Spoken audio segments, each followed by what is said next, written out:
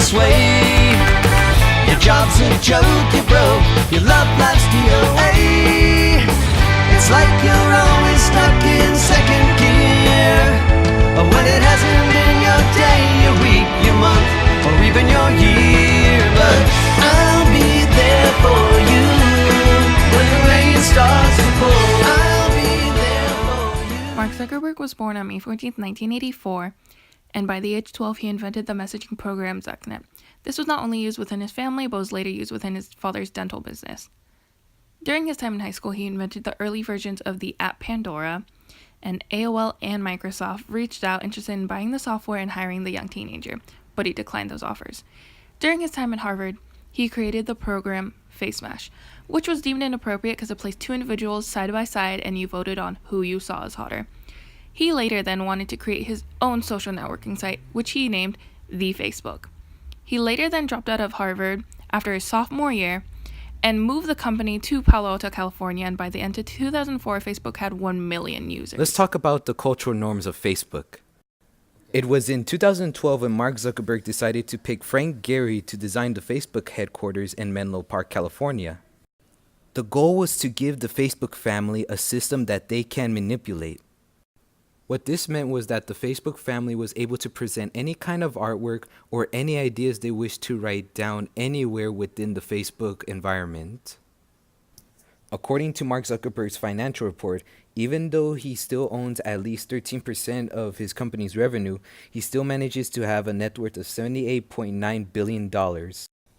Him and his wife have decided to use $3 billion of that net worth in an attempt to cure and manage all diseases by the year 2100. For Mark's ethics and social responsibility, it's pretty much a mix for him. He is one of the few executives to respond to most pressuring issues and on time, as he is a community-minded leader, and at the same time he would address them in an ethical manner. Mark's form of ownership doesn't really involve himself. He prefers professionalism in handling the corporate management at Facebook. And he keeps in touch with the changing business environment as he involves his Facebook app with the messenger.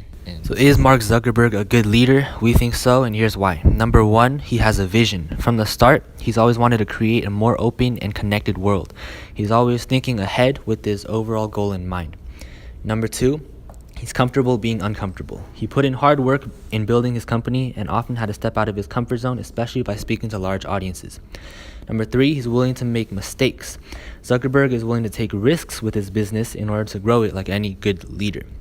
Number four, he's accountable for his mistakes. After the recent privacy scandal with Cambridge Analytica, Zuckerberg quickly acknowledged the company's mistakes and outlined solutions to the issue, including new restrictions and policies. And number five, he builds meaningful connections with others, including PayPal co-founder Peter Thiel and Napster co-founder Sean Zuckerberg's business, Facebook, is very international with billions of active users worldwide. The social network hit 1 billion users in 2012 and is currently sitting at about 2.19 billion. In the US alone, Facebook boasts about 214 million users, about 2/3 of the US population. The rest is international, and that's despite the fact that Facebook is banned in China, which hosts about 20% of the world's population.